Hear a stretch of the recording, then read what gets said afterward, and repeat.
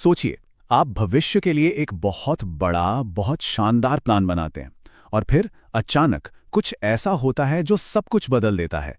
भारत के आर्थिक इतिहास में भी एक ऐसा ही मोड़ आया था जब देश के बड़े-बड़े सपनों का सामना युद्ध की कठोर हकीकत से हुआ। तो सवाल यही है कि होता क्या है। इसका जवाब जानने के लिए हमें आज़ादी के ठीक बाद के भारत की उस महत्वाकांक्षी सोच को समझना होगा।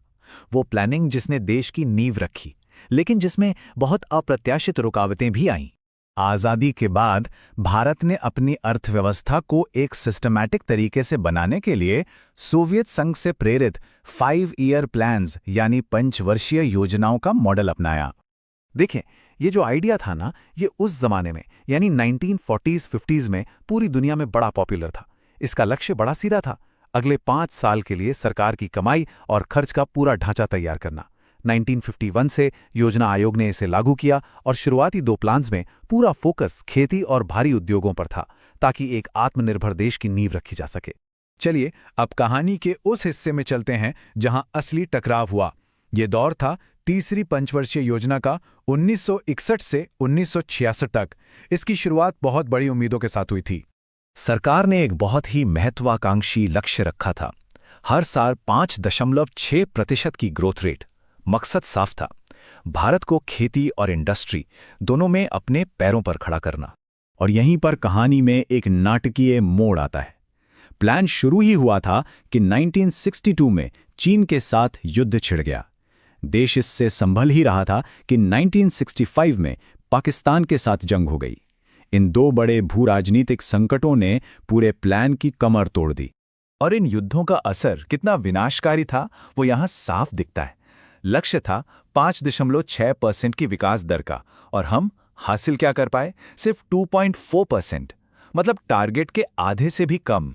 अब तीसरी योजना की यह विफलता इतनी बड़ी थी कि सरकार को एक बहुत ही कठोर और ऐसा कदम उठाना पड़ा जो पहले कभी नहीं हुआ था। इसे कहा गया प्लान हॉलिडे। असल में ये एक तरह का इमरजेंसी ब्रेक था। सरकार ने पंचवर्षीय योजना के चक्र को तात्कालिक रोक दिया और उसकी जगह 3 अलग-अलग एक साल के प्लान बनाए। ये लड़खड़ाती अर्थव्यवस्था को संभालने के लिए एक जरूरी कदम था।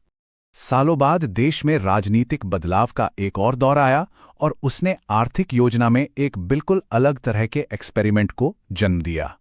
इस बार संकट किसी युद्ध से नहीं, बल्कि राजनीतिक बदलाव से पैदा हुआ था। नई जनता पार्टी की सरकार ने चल रहे प्लान को खारिज करके एक नए प्लानिंग फिलॉसफी के लिए दरवाजे खोल दिए। इस नए मॉडल को नाम दिया गया रोलिंग प्लान।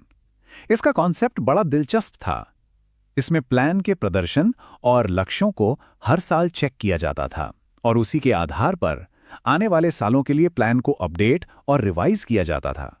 तो यहां हम इन दोनों में बुनियादी फर्क देख सकते हैं।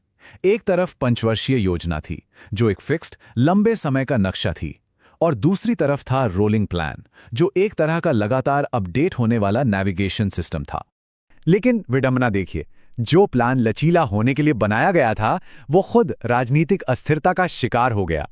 सिर्फ 2 साल बाद 1980 में जैसे ही नई सरकार आई, इस रोलिंग प्लान को बंद कर दिया गया और पारंपरिक पंचवर्षीय योजना को वापस ले आया गया। तो भारत की इस लॉन्ग टर्म प्लानिंग में आए इन रुकावटों से हम क्या सीख सकते हैं? देखिए, प्लान हॉलिडे और रोलिंग प्लान के अनुभव एक ही बात को साफ करते हैं कि एक ऐसी दुनिया जो लगातार बदल रही है, उसमें किसी भी देश के लिए अपना आर्थिक रास्ता तय करना कितना मुश्किल होता है। इससे ये भी पता चलता है कि कठोर, लंबे लक्ष्य और लचीलेपन की जरूरत के बीच संतुलन बनाना एक लगातार चुनौती है। और आखिर में ये हमें एक बहुत ही बुनियादी सवाल पर लाकर खड़ा कर देता है कि क्या कोई भी बड़ी राष्ट्रीय स्तर की योजना भविष्य की अनिश्चितताओं के लिए सच में कभी पूरी तरह से तैयार हो सकती है?